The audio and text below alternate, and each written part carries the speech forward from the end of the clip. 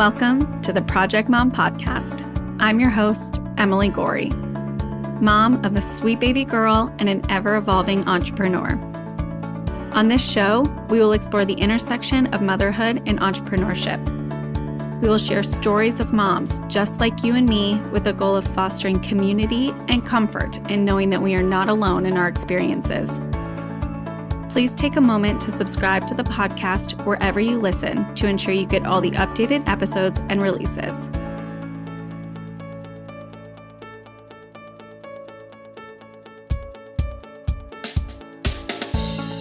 Welcome to today's episode of the Project Mom Podcast. I am chatting with Stephanie Issa and Christine Forsythe, two of the co-founders of the Lullabar. The Lullabar is a wellness cafe that is going to be opening in North County, San Diego for mothers and caregivers in order to give themselves the time to receive self-care services. Welcome, ladies. I'm so excited. The space is set to open in hopefully early of 2023, correct? Correct. Yes. Yay. I think you've probably gotten this so many times, but when I heard about the space, it felt to me like it was an about time, right? It was like, oh my God, why hasn't anybody done this before? Have you heard that a handful of times so far? Yeah, we hear it all the time. We hear, finally, I'm glad someone's doing it. Or I thought of this idea. And yeah, always, I'm so glad somebody's doing it. So it's about time. Yeah, I love that. I love that. Well, thank you both for being here and chatting with me and sharing your experiences with motherhood and the creation of this space that I think is going to be so well received in the area and hopefully scaled out to reach more women and caregivers across the country. So I'm really, really excited to have you guys on today. And I want to start just with your motherhood experiences because I think, right, you'll probably say this as well. A lot of what you've experienced has come into creating this space. So perhaps we start there. And Stephanie, maybe we'll start with you. Can you share with us your journey with early motherhood and was it what you expected it to be? Sure. So for me, early motherhood, I think with like all moms, it was very difficult. I did not know what I was to expect. And, my son was in the NICU for almost 4 weeks. He aspirated meconium and then they thought he had developed pneumonia. So, as any NICU parent would know, it was just extremely difficult. For me, it was hard to bond with him because I didn't get to hold him for the first 3 or 4 days, and then my milk supply was a little slow and that was really tough. So early motherhood was just very tough for me, more than I ever would expect. And then shortly afterwards, about when he was 3 months, we started hearing news of COVID and, kind of went from there. So just the extreme isolation that came with. Yeah. Absolutely. I think you touch on so many different aspects of perhaps something that you weren't expecting to be, right? I mean, when you were pregnant, did you have any preparation for any of those possibilities happening? No. Something that I kick myself on and, I try not to be too hard on myself was I really wanted to take a breastfeeding course when I was pregnant. And I went to my doctor and I said, what do you think? I really want to do a breastfeeding course. And he said, oh, you don't need to. There are lactation consultants at the hospital.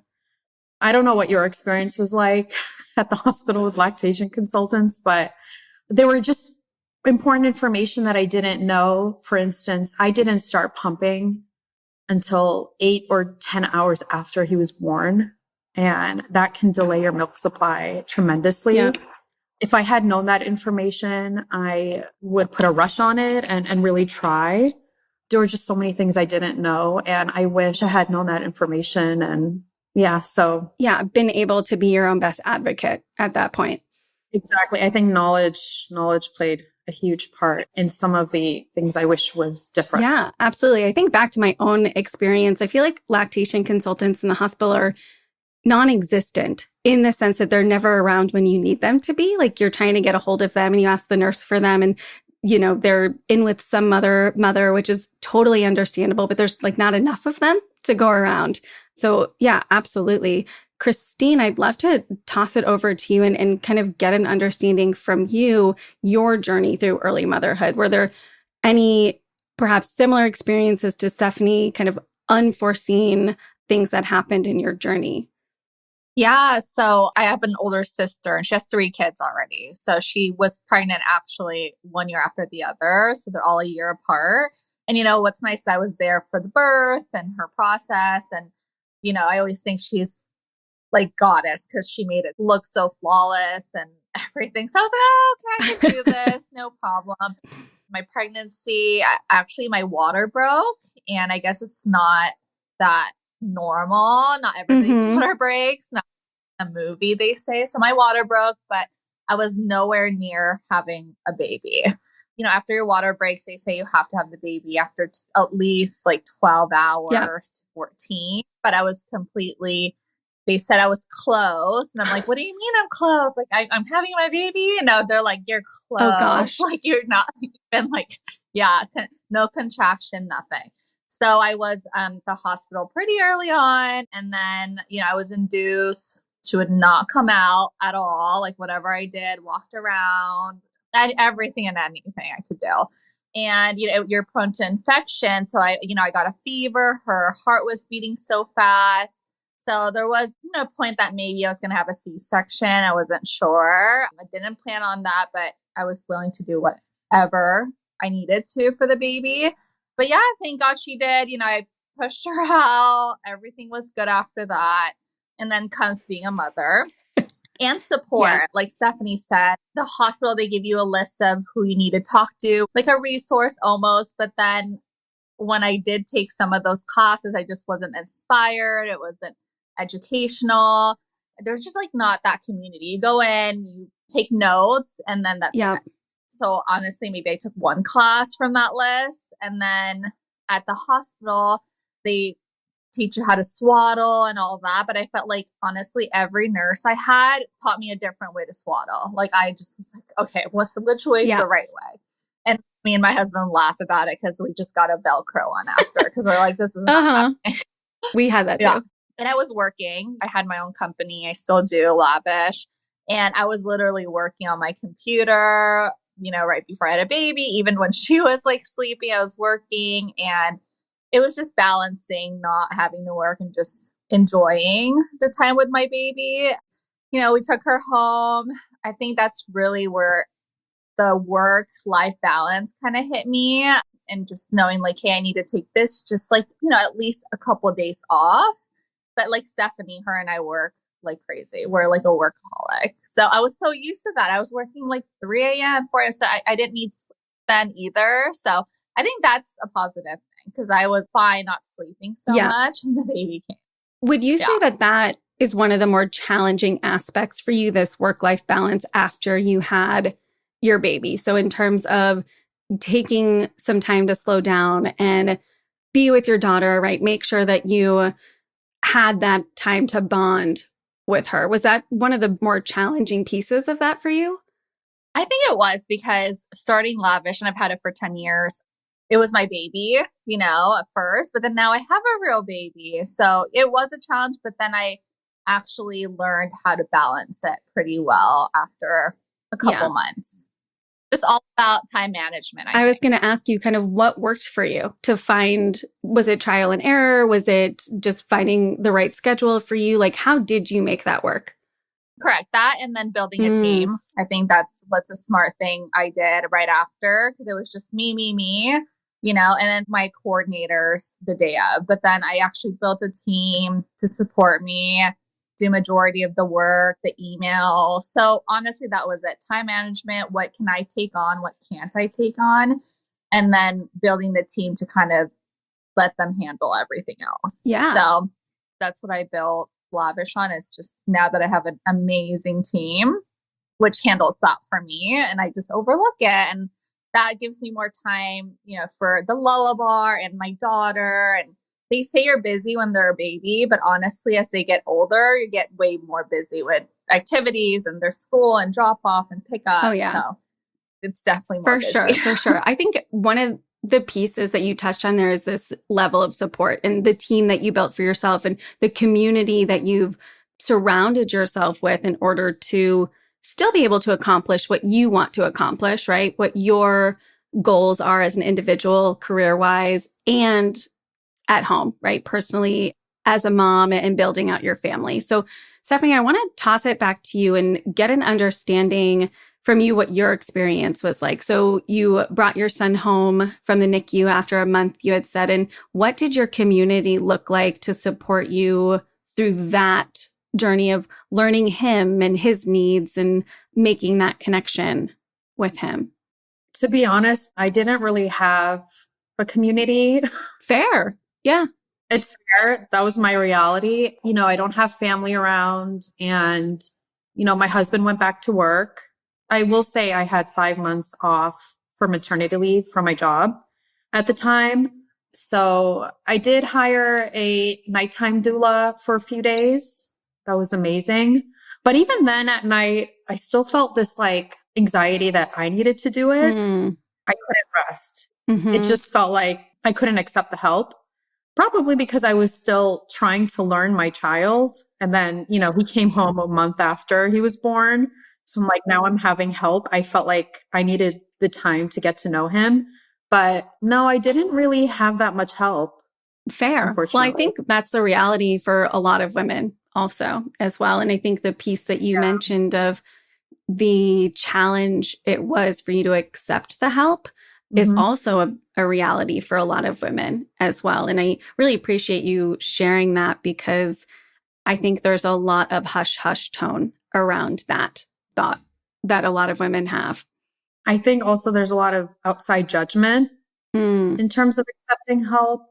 I don't know, you'll just hear it from it could be your friends, your extended family members, and they're not placing judgment on you, but they'll say comments like, well, I didn't have help. And then you kind of feel like, oh, maybe I shouldn't either. They take pride in doing it themselves, but I think you kind of forget over the years how hard it was. Absolutely. Well, it's interesting too, because I remember having like conversations with my mom and my parents about things that we were choosing to do when my daughter was really little. And they were like, I have a twin sister. So my parents had two of us at the same time. And they're like, oh, we didn't have to do it that way. I'm like, yeah. Okay. So there's also this level of judgment, whether it was intentional or very not. Subtle. Yeah, very subtle. Subtle judgment. Yeah. And I really don't think the intention was to place shame or guilt on my husband and I for doing it that way. But it was the way that that generation chose to raise their children that I choose not to do it that way. And there's a lot of judgment and comments that you get that way. And it's makes you think, oh, wait, should I be doing this differently? Or am I weak for needing help? That was a big one for me too. So I can really resonate with that experience that you had for sure. I want to say, I was just venting to my husband about 10 minutes ago. A comment I recently heard was, if he were my son, he would be in a playground right now instead of preschool, So it's like, am I a bad parent for putting him in school because I need to work? And is he not having this like idealistic childhood as a toddler out in the sun for 8 hours a day, Yeah. So it's so hard. It's so hard. I mean, Christine, have you felt like similar experiences? Like, have you had similar experiences with some sort of past judgment, or intentional or not, with kind of the choices that you've made in early motherhood and moving into kind of now with, starting this additional business on top of Lavish & Co. of what you already have? Yeah, absolutely. I think, like you said, our parents, they don't mean it, but they would say things and comment. And my parents are pretty old school. So, and my mom had 4 kids. So she's done it all. But yeah, I think they don't mean it, but there is that judgment, especially I think for me, it was more like breastfeeding was really tough. I thought it would just come naturally because that's what they said, your mom. I've even heard like, before that's how they fed their baby. So if you couldn't feed your baby, like they would die then. I'm like, okay, that's like, I don't know, 200 years ago or something. What age are we in right now? Yeah. I'm like, it's fine. Yeah, I think I gave myself a hard time with not being able to breastfeed as much as I wanted to, and being okay with giving her formula, because she was losing wait a little bit because I wasn't producing as much as I wanted. Back to what Stephanie said, I just think I didn't have enough support and like telling me how I should eat, how many times should I pump and all of those things. I just didn't know. And you could Google it, you could YouTube, but it's really that Q&A and real time support that I needed, I think. And this time around, when I do have my second baby, I'm hoping to be better at it and take workshops and talk to moms and things I could do to better that. But yeah, that one was, I think I felt very judged that I couldn't breastfeed my child for, more than 4 months. Yeah. I mean, I had a very similar experience. I breastfed my baby for 2 weeks and then went to exclusively pumping for a couple of months. My supply was not there either. And there's definitely a lot of guilt for me as to why my body couldn't produce something like that for the nourishment of my kid. And I think also to your comment, Stephanie, of this, am I doing something wrong for my child? Mm-hmm. Should I be with him on the playground all day? Is the preschool environment to his betterment, right? Is this for him? And I ultimately think there's a lot of conversation around these types of thoughts and not enough around just trusting ourselves to make the decision that's right for our own child, because there's so many expectations around us that influence the way that we think we should be doing things and all of that. So sometimes it's disheartening to go through the day and just thinking you're doing something wrong. I think you have to build this armor around you to kind of just bounce off all of these unintentional or intentional comments or judgment towards you.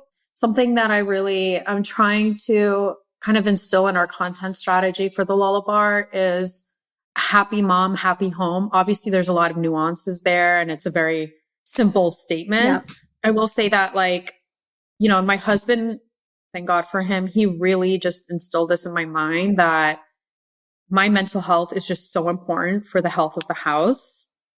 And I should just take all the support that I need, the time that I need to make sure that my mental health is strong. Yeah.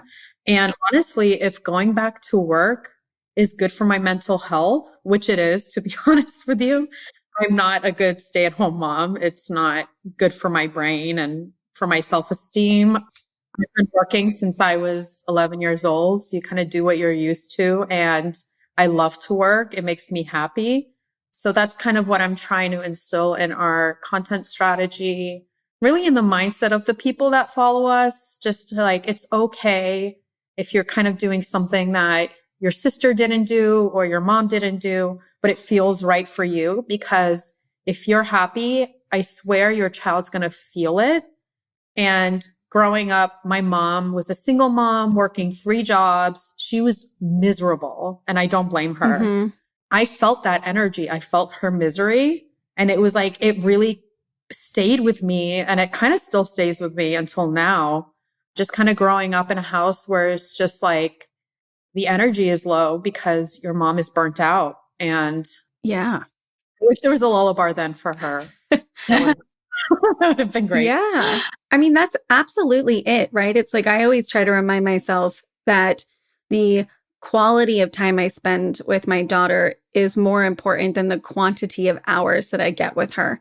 Because you're absolutely right. It's if I'm there with her 8 hours on the playground, but I'm my mind is elsewhere because I'd rather be working on this podcast, or I'm uncomfortable because I'm sweating in this heat that I'm we should be outside playing around, right? I'm doing these things for her. But if I can't actually be there, she's going to remember the sourpuss face I had on when I was sitting on the bench, not happy to be sitting there.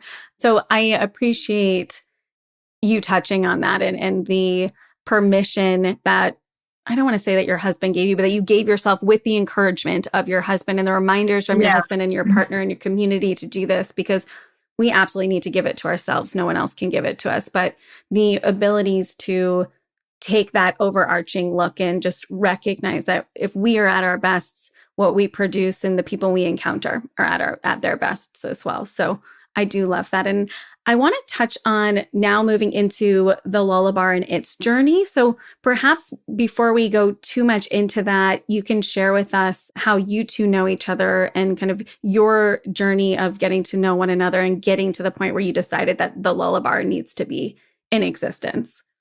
So Christine was actually my wedding planner. I love that. I was her bride, 2016. She just like, my wedding was flawless. It was just beautiful. Everybody still talks about it till this day. If there were any problems that day, I didn't know of it. So that's how it should be. We kind of just bonded throughout the whole planning process and decided both mutually to like still be friends. And, we kind of just continued staying friends until now. And we've gotten so much closer just because I talk to her every single day and I see her multiple times a week. And so she was my wedding planner and we were going through motherhood at the same time. Charlotte's a little older than Owen, but we both were still new moms. And when COVID started, we were both feeling really just kind of isolated and burnt out, kind of venting to each other. And we wanted to just have like an afternoon off together. So we went to the La Valencia Hotel in La Jolla and sat by the pool. And just like, that's when the Lullabar really started, is just talking about how we needed that time to ourselves to be in our own, feel like, Stephanie and Christine, not Owen's mom and Charlotte's mom kind of thing. And we both missed that so much, that part of ourselves. So that's when the brainstorming really started at that point. I love that. I think there's like absolutely something to be said for finding your community and having a vision and being able to grow it together and to have that support. And Christine, I'd love for you to talk a little bit about what it was like starting a business with Stephanie, like having this vision come to life. I mean, you already have Lavish & Co. and you have a very successful business that, from what you've shared with me, you started as an individual and eventually built a team around you. But I'd love for you to talk a little bit about the camaraderie and the support it was to actually build something with another partner. Yeah, so I never had a partner before, but I've worked with Steph because she was my bride before we became friends. And another thing, she was invited to my wedding too, because that's how close we got in 2016. So, our timeline of things, like getting married 2016 and then having a baby. We both lived downtown the same time, moved out of downtown almost the same time too. So it was just really nice that we kept in touch. And then as COVID happened, we thought about this on our day off. It was the most amazing, beautiful day, just sitting. We did miss our daughter and son since we were stuck at home with them like ever. Yeah. But it was nice to have the day off. But we were like, it'd be nice if we could go to a place where we could have them nearby because they love playing together too. And then, Steph and I can have a relaxing day too and not feel so guilty where they're so far away. So yeah, that's how it all started. And then as far as like a business partner, Stephanie, like it was no question. I knew the way she worked and just like her work ethic and just like the passion, I think. And that's what you really want. Like we had this passion about this. Oh, I might add too, before that time, we tried so many different play gyms together and our kids. And we just felt so left out. Like, her and I would be sitting on this like dirty carpet, like nowhere for us to sit, or we can't even bring our coffee inside. Like we're just sitting there sweating, sweating and couldn't wait till it's over. But we had fun seeing our kids enjoy themselves and have the best time while we were miserable sitting on the ground. That's how it started as well. Like just kind of combining having a day off, being with each other, and then having a great play gym area for our kids that's, educational, clean, and everything else we want in this play gym. But yeah, no, I'm super excited for this new venture with Stephanie. It kind of, I don't know, it's been like a year now, Steph. How long has it been? A year and a half, maybe. Yeah. Yeah, it feels like it's, we've definitely grown a lot and like learned a lot starting this business. Even though I do have Lavish, it's completely different from what this is. Finding a location was one of the, I think, full-time job. Like a full-time job, basically. That took us at least, 8 months or something. I will say the reason why it was so hard was because of COVID. A lot of the landlords, especially around San Diego, but I'm sure across the United States, were really burned by COVID, you know, a lot of businesses shut down unexpectedly. And so they were really hesitant to put their faith in a startup. You know, if we were a Starbucks, no problem. Startup and it's a new concept and there's a lot going on. That was really difficult, but thankfully the Beacon is kind of taking a leap of faith on us and everything's been going well so far. Yeah. And honestly, the most perfect spot. Have you been there? I live right around the corner. Oh, nice. I was just there yesterday at Mimi's Tailor's across the way from Lofty Coffee in that section. So, yes. She's really sweet, by the way. I've met her. Should we try to meet all of them? I love that. Yeah, I just met her yesterday for the first time. It was my first time in there, but the space is amazing. So I think ultimately, right, the things that are meant for you will not pass you by. So that spot was absolutely meant for you. I want to ask you if you could shed a little bit of light on perhaps what you were feeling during those 8 months of trying to find the right spot, or what fears came up for you? Like, how did you navigate the longer timeline of this? Because I think when people are looking to do entrepreneurship or start something, instant gratification tends to be where people get hung up. Oh, it's not moving fast enough, or maybe this isn't the right idea because it's not working the way I initially pictured it to. So can you talk a little bit about that? Did you feel any of that? How did you navigate some of that? And maybe Christine will toss it over to you for this one to start. Yeah, I think we knew finding a location that's perfect would be the hardest or toughest part. And we wanted to be a perfect location, you know. It was disheartening because it took us way longer than we expected. Yeah. But along the journey, we learned so much about like location and contracts. And, you know, I think Stephanie, I'll have her say a little bit more because she was very in touch with our realtor the most. She talked to him more than me, and he's the best. His name is Nick.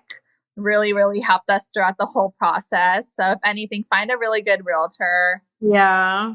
But yeah, Steph, go ahead. I know you had a lot. The funny thing about Nick is that we started working with him before we even had funding for the Lullabar. That's how much we believed in the concept. I love that. I told him afterwards, he was like, really? He started laughing. He's like, you didn't even have funding for the space. But we were just like, you know, we were so confident that it was going to happen. I mean, even when we were like, just go back even further, when we were just coming up with the idea, I created a landing page and I was like, coming 2023. And it was like so far ahead, but I was so confident that it was going to open. And I started getting email signups for the waiting list before we even had funding, had a location. Wow. Before we even had our business plan really ironed out, it was more of just like, do people want this concept to exist? Yeah. And so that was validation. And that kind of validation kind of carried us through the 8 months of finding, because whether or not our funding fell through, or which it didn't, or, you know, we got a rejection email from so-and-so about this building or this or that, whatever happened, we just kept getting so much excitement and energy from our followers, like just messages, private messages telling me how much they really want this to exist and how much it means to them. And I still get those messages and it keeps us going, honestly. So we knew it had to exist and we were going to do everything we can to make it happen. Steph did a really good job updating our followers on Instagram, like constantly, like, oh, we found this space. Oh, it didn't work out. Or, didn't work out. Sorry, guys. Another update. Another one. So like, another place. Oh, didn't work out. Sorry. You posted. No, but when it finally did, I think everyone got super excited, and we were too. And they were the first people really that Stephanie like updated when we finally signed a contract and got that going. So yeah, that was a big accomplishment. I think first was getting a space and then really visualizing the whole space and, you know, doing the renderings and finding an architect and designer. But that was a tough process, I think, finding a location. Everything else has been pretty smooth, I feel like. Yeah. Now, which is good. Knock on wood, but yeah. Yeah, right? No surprises, please. No surprise.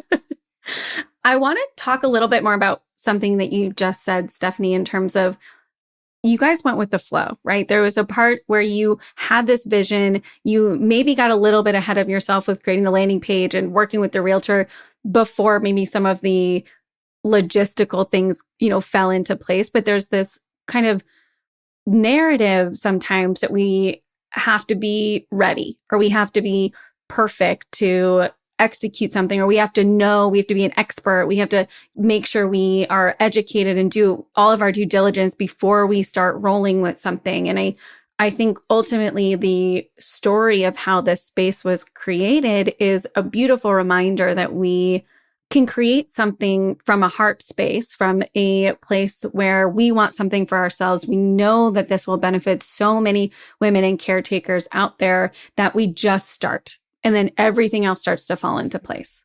So 2 things that come up for me. One is when I quit my job at my previous company, I didn't know what I wanted to do. I was so lost. And something I always wanted to do was apply to Y Combinator.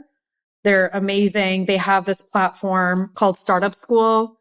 It teaches you the basics of the lean startup methodology, which is to build what your customers want. Yeah. And this was the time at home that I could dedicate to something I really wanted to do. My husband was very encouraging about it. So I would just spend my time on stroller walks with Owen, listening to their podcast, listening to their audio lessons on startupschool.com or .org, whatever. And I was just really learning about this idea of just build what they want. Don't build what you want, build what they want. And so that's kind of where the waiting list idea came in, is how many signups can I get just with the idea or this concept being thrown out there? And when I published it on this Facebook mom group in San Diego, within that one post, I got 150 signups in like a week. And there was no ad spend whatsoever. And it kept growing. The signups kept going. Right now we're at 1,000 and we stopped promoting our waiting list because it's just getting a little too much. Yeah. Stopped a few months ago, honestly. And if you follow our handle, you can see that I poll our followers a lot. Yeah. What do you want? What workshops do you want? What services do you want? Amazing. Yeah, I'm trying my hardest to really curate this experience for our audience. And I've been very surprised. Christina and I have been very surprised on a few occasions where we're like, oh, this is totally going to hit it out of the park. And then when I pull them online, they're completely not interested. So building from your heart space, but also feeling confident of your journey too. I felt like I was onto something, but I fell in love with the journey and the process of like building something that was in demand. And then when I spoke to Christine, we both knew we genuinely wanted this for ourselves.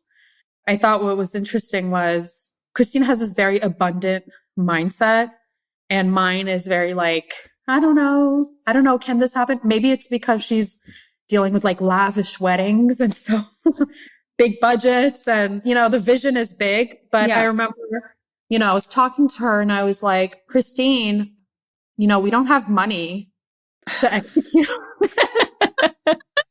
like, and she was like, we'll just get money. I was like, okay, we'll just get investors. Nonchalant. Yeah. Nonchalant for me. And then even with my husband, he was like, Steph, there's so much money out there in the world that people are just throwing money into businesses and just seeing what sticks. Why can't they throw money at you? Why are you a no? And so I think there's this mindset that is a big, important piece of it that people don't talk about. It's just this abundant mindset. Absolutely. I mean, that's remarkable, really, right? When you think about it, it's like there's so many investors willing to find something that's going to be great and support it. And why not you, right? Why not? Why not? And also the mindset of evolution, right? Of not being attached to like a specific outcome, but embracing, like you said, the journey and enjoying the journey to get you to the part where you're going to have built something that somebody, a whole community of people really, really, really want. So I applaud you both for that and sticking it out, because I do think there's a huge community. Like you said, your wait list is like over 1,000 people and it's like been paused, right? There's such a vast community of women and caretakers in particular that are looking for a place to go. So I really applaud you both for that and just sticking it out because it's needed. Yeah, because I mean, we found a lot of moms, especially after COVID, they create Facebook pages, right? Or, there's that one app now to meet moms, right? So like they want a community, like any community. So Stephanie and I envisioned this place to be a community for moms, walk in there, meet everybody, even the cafe and how we're designing it. We want it to be very not, what is it called, Steph? It's like lounge style. It's lounge style. It's booth seating. Not like cozy. Individual, like seating. It's mostly like, community sitting and like lounge and booths and like things like You'll that. You'll have to sit next to somebody to get a seat, basically. Yeah. Promote that. Yeah. That's what we're really excited about once we open this space and just see, walking in and seeing a community and everyone just, wanting to meet everyone. And same with even the kids at the play gym for them to just, make friends and have fun. And then similarly for the moms to do the same. Yeah. I love that because I think I like to be friendly with other moms, like at the playground. I like to, make conversation. I don't want to stand there. That's not always acceptable to the other mom that I'm trying to talk to in the playground. So what I love about the space that you're creating is that it's an expectation that you can go in and you can make conversation with the women next to you. And you don't have to walk out of there best friends and you're going to see them later, but you can say, hey, I'll see you next time here, right? And our kids can play. And that will hopefully build a level of confidence also in women who are looking to find mom friends or somebody to build a rapport with because they just feel isolated in their experiences. So it's so, so, so, so needed. And I want to touch a little bit on before we give you just a little bit of platform to hype it up even more. But I want to talk about, you had posted an Instagram about this survey that talked about the free hours in a week of dads versus moms. And I think it was somewhere around dads have on average 9 more hours of free time, whatever the heck that means, during the week than moms do. And it's funny because I saw that article and I looked at it and I was like, oh, like, interesting. Like I'm probably on the lower end of that average. Like my husband does a lot. Like he is so involved. He's so active with our daughter. Like he works for himself. So he has a little bit more flexibility in the day. Like that's not us. That's not us. We're sitting on the couch later that night and he says to me, oh, I am going to the horse races this week on Friday. And then I'm going to play golf the following Friday.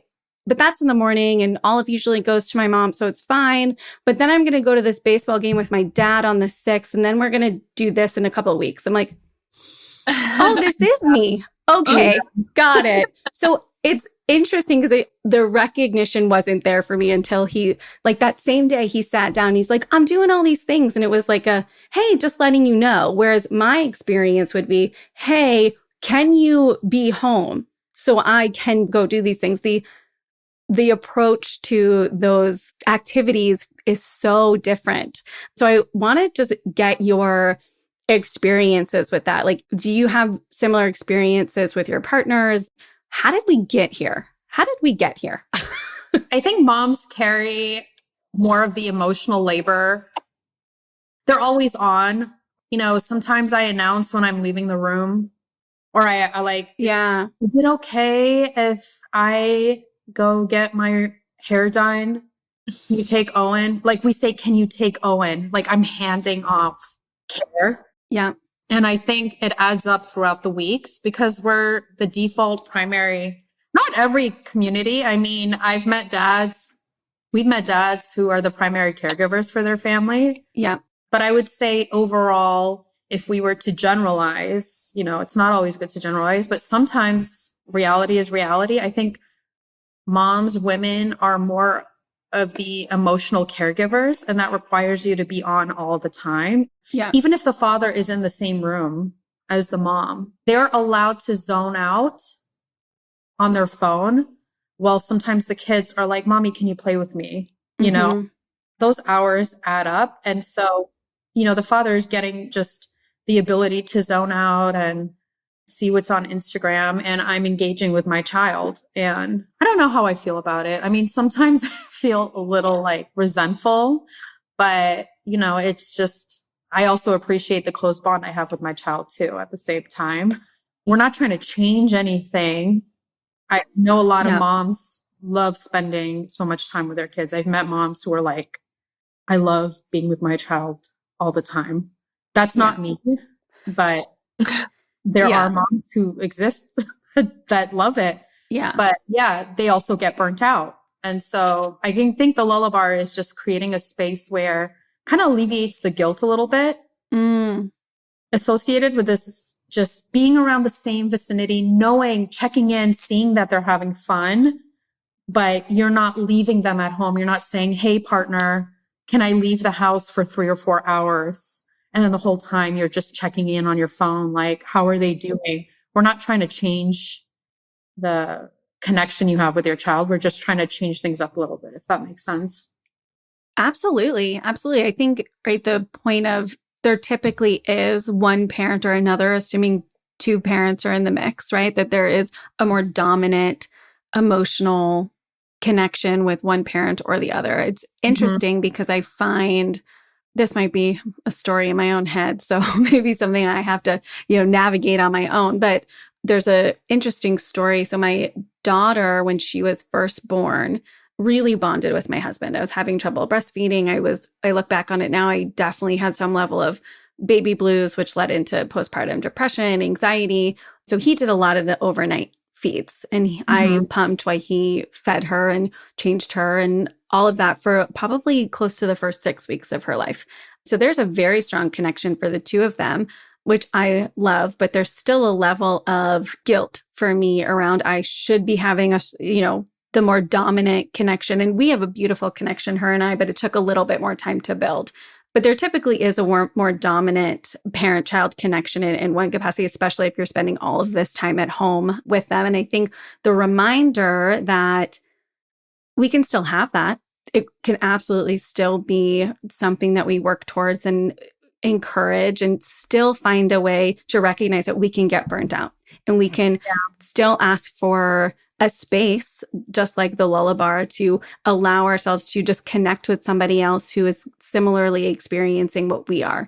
Or I just need a hot cup of coffee because the one I have this morning has been microwaved 3 times and still sitting on my counter, right? So being able to just give us some of those little things that afford us some calm is so important. And I just love what you 2 are doing with this space, and recognizing that, like, it's not bad that, our partners have a little bit of extra free mental space. Would it be nice if they could take on the packing for vacation, every now and then step up a little bit? I think it's all about just vocalizing it. I mean, there are some things that, like, I pack the diaper bag. I make sure he has everything that he needs. Those things add up, and I'm happy to do it. But if there's times where I'm like, listen, I can't do this today, you're going to have to do it. That's what matters too. Yeah, absolutely. Absolutely. So I would love to talk a little bit about the burnout piece also, because I think we touched on it just quickly, right? There is a element of burnout for people in general, parents in particular, not just moms, dads as well, with, all of what we are working towards for ourselves and to be good parents for our children. Like, how do you recognize for yourselves in particular what burnout looks like for you, and how do you support yourself through that? And have you found anything that works for you yet? I know it's a process. It is for me anyway. So for me, something I didn't mention was I was diagnosed with panic disorder about 4 or 5 months after Owen was born. And I remember going on these stroller walks that I mentioned earlier at one point where I was sitting down and my body shut down, and I called my husband and I said, I literally can't move. I'm having a panic attack and I can't get off this bench. And I started getting all these spontaneous panic attacks. And I think it was the sleep deprivation. It was COVID. It was not really having the support. Yeah. I also wasn't eating well. I was just having protein bars around the clock. because I was too tired to cook. Mm, So I think at that point, your body tells you, hey, you need to slow down. So you need a little bit of help. yeah. I was talking to a friend the other day. He's a dad, and he told me he's been like exploding a lot. He's working from home with 2 kids, and there's a lot of noise. It's hard for him to focus. He gets a lot of pressure from his job. And I think at that point for him, just these explosions are signs of a burnout. But I think definitely your body tells you, is very clear usually, sometimes a little too late in the game, but it'll tell you, hey, you need a little bit of help. What about you, Christine? Yeah, I think similar. Like when I know I have a burnt out, I think it's asking for help. I've had burnt outs before, especially when I first had Charlotte and just taking too much on. I remember I had a wedding like 2 months after I gave birth to her. And that was like my first big wedding. And it was out of town. It was in Palm Springs, so hot. And then I had a 2-month-old, and I was like constantly running inside the hotel room, pumping and then feeding and then running out. And, I had a team, which is great, but just knowing what I can take on and I can't, and asking for help. Thank goodness I do have my mom here, and my husband's mom is super supportive too. So they helped out a lot. But yeah, I feel like when you're burnt out, you just need to ask for more help. And, we're hoping the Lullabar, even though it's like maybe a 1 hour break, 2 hour break, would be really alleviate that burnt out and just having something to look forward to. Honestly, like I think we all have something we look forward to as a mom, whether that be going to Target for like 2 hours or, having our kid like drive around and having them nap. That's like the best thing. Just if she naps in the car, I'll just like drive around and listen to music. It's like the best thing. So really, we just want the Lullabar to be that for a lot of moms. Yeah. I think also what's beautiful too about this space is being able to have conversations, hopefully like this. If you see women a couple of times over, you build a little bit of a comfort level with them and being able to say, oh, I'm just very worn out today, or help find some clarity for ourselves. And I know for me in particular, talking about it always helps provide a little bit more awareness around what is just over dramatic in my head and what is actually true and what can I do to help alleviate some of that. So I just love the community that you both are building with this space and giving women the opportunity to find the help that they're looking for, or to give themselves just a little bit of a space to breathe when those moments do inevitably happen, because we're human. They are gonna happen. Yeah, and we will have workshops too, Emily, which Love would that. touch base more. We'll have meditation and how to deal with burnt out and just stress, early motherhood, anything like that. We're trying to really curate the workshop and have a variety of them that can maybe help a few moms. Yeah. Like it's all about self-care too. So we do have a nail salon there, and, everybody wants a little break and get a mani and pedi. It always makes us feel happy and beautiful. And I feel like, just getting that done, once a week or once every 2 weeks would already really help a lot of moms. Absolutely. Yeah. And to know that their kid will be having fun and engaging takes a lot of that pressure off.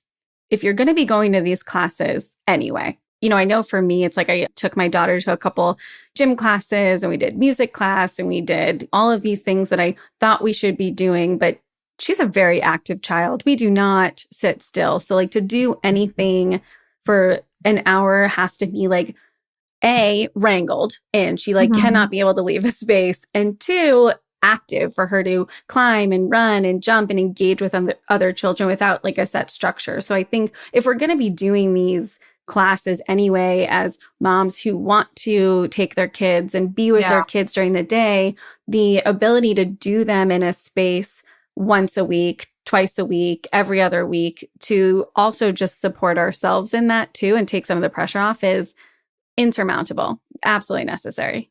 Exactly. I think if you're going to do it, if your child's going to enjoy themselves, why not you? Yeah. And that's kind of where our concept really took off, is just, instead of just a child-centered atmosphere, let's make it adult centered while still making sure the kids are engaged. Let's make it for the adults. That'll help them feel more like themselves. Like, I can't tell you how many times I've gotten eye rolls, obviously at the airport. I mean, who doesn't with young kids? But at a coffee shop or at a retail space, I remember my friend, her son was having a meltdown, and this man said, "Come on," just screamed, and Oh gosh. we were just embarrassed, and we were trying to just shuffle out of there as quickly as possible before he blew up, So trying to create like this unique space just for parents or caregivers to feel like they're still an adult living in the adult world while their kids are engaged. Taken care of. Yeah, absolutely. So with that, let's wrap it up a bit, but I want to toss it back over to you. And just for our listeners, how can they engage with the Lullabar now as you ramp up and open the space? And then eventually when you open the space, what's the best way for them to engage with you? And a lot of our listeners are not local to San Diego. So what's the best way for them to follow along? They can follow us on Instagram at the Lullabar.